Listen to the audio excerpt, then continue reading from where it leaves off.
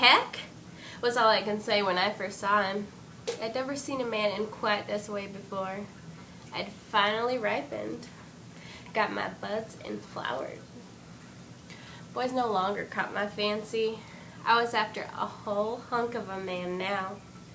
I examined him with a horrific fascination that my mother had warned me about. The church, too, for that matter. "Protect your pearls, girls," said Sister Sue as she handed us each a little baggie. The baggie held something like a clamshell. Inside each shell was a little pearl. "I wonder if it's real," Jenny Lynn asked wide-eyed.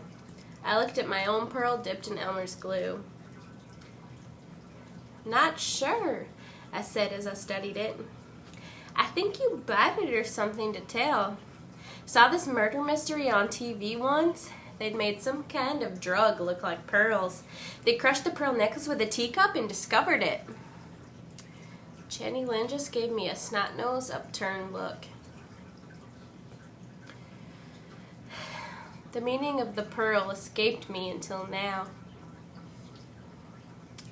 "Keep that pearl safe. Don't let the boys have your pearl until you're ready," Sister Sue warned. I'm sure she attached some additional meaning to it, like about marriage, but I couldn't quite remember that part. I'd forgotten most of the lessons I'd learned in church. Jesus no longer man enough to keep my attention. It was a cowboy that first got my attention. As I stared at this man, I grew hot and anxious. I about threw him my pearl. "Take it, take it, take it," I chanted in my head. He was nearly close enough to taste. His horse sweaty from a long ride, he stroked it gently. I watched, wishing to be stroked. Then he saw me, his eyes dancing, his half grin giving me shivers. "Well, if it ain't my little cousin Tyranny." Mama had given me that name. Granny said Mama said that she laid there all puzzled to high heaven about what she was going to call me. "Get me a dictionary," she ordered, and thumbed through the Webster's till she found a word that sounded nice. Tyranny. She thought it was pretty sounding. Now, where was I? Oh, yeah. My cousin Skeeter. "Hi, Skeeter." I climbed up the side of a stall and straddled it. Skeeter sauntered up and swatted me on the backside. "Turning out to be a real fine filly, ain't ya?" I blushed. Still felt his hand where it had smacked me. I liked it. I wanted him to do it again. Skeeter leaned in close, so close I could have kissed him. His breath like beer and garlic mixed. I could nearly taste it on my lips as I licked them. "You better hold on tight to your pearl or some guy's gonna snatch it away." He smacked my rear again and headed out. I grinned uncontrollably.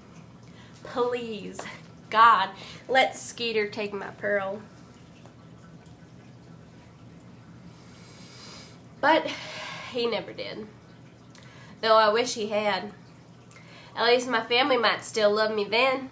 Then I'd be the victim. This way I'm the bad one. Raped at 13 by a cousin would have been far more noble in my family's eyes. Sure, Skeeter would have been in for it, but at least I'd be okay. You might be thinking that I'm kind of strange thinking that way about my cousin, but I know my history. People's been doing this sort of thing for years, you know? Look at Egypt.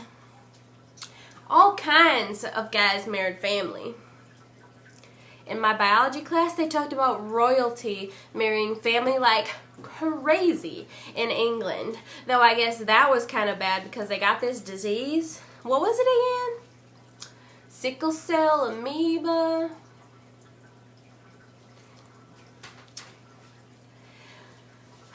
Around here, they still think family is okay.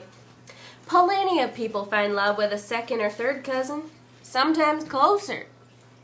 Guys joke that they go to family reunions to meet girls. Mostly they don't, but sometimes they do.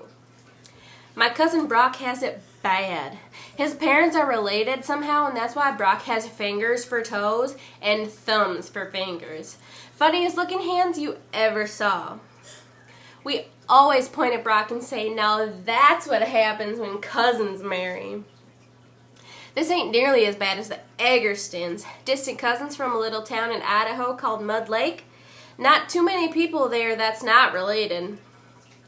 Old Papa Eggerston has been married a few times. He's proud that his current wife isn't a blood relative. She's just his stepdaughter. But previous family encounters had given his family strange hands without fingernails. Bizarre looking worms of hands. I'm like you all, and I decided to stay clear of family. I shouldn't have bothered, though. I'm worse off now because of it. I met Buck at a party. I got drunk. Drunk on beer and garlic. I must have eaten 10 pizzas that night. Must have had at least 20 beers. Buck raped me. Excuse me. Courted me. They don't have date rape in these parts. Here, they call it courtship. Sure, Mama was a bit annoyed with old Buck. You don't sleep with 16-year-old girls. You're 31, for Christ's sake. Mama gave him 2 options. Marriage or jail. He took the logical course for once in his life and then slipped away. So here I am married. With a kid. Still with my mama. My husband is somewhere getting some other girl drunk taking her pearl. One day he may come back, but if he does, God help his pearls, because I'm going to cut them off. Cut them off and mount them like a couple of fish. Hang them right next to my team, roping trophies, and label them pearls of wisdom. They'll be a warning to any man who tries to take my girl's pearls. I often sit here praying all men will die before my baby's old enough. My best hope for her is for her to become a lesbian. Don't let them take your pearls, little Annie. Then I sing to her singing, hope she'll remember.